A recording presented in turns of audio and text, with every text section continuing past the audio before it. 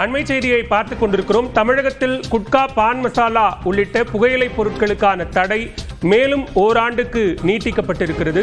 கூடுதல் விவரங்களோடு இணைகிறார் சிறப்பு செய்தியாளர் அபினேஷ். விவரங்கள்.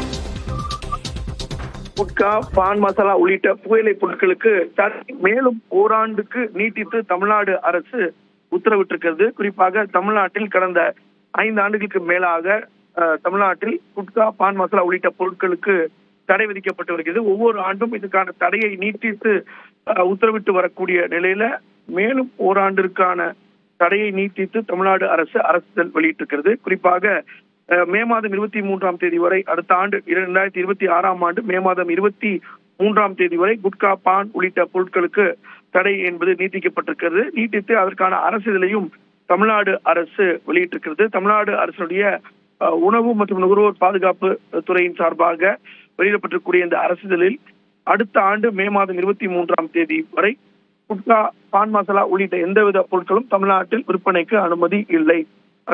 அப்படி விற்பனை செய்தால் சட்டப்படி குற்றம். அந்த வகையில இந்த தடை என்பது ஓராண்டிற்கு நீட்டித்து அதற்கான உத்தரவை அரசு மேலும் ஓராண்டுக்கு நீட்டித்திருக்கிறாங்க. பாலவேல். விவரங்களுக்கு நன்றி அபினேஷ்.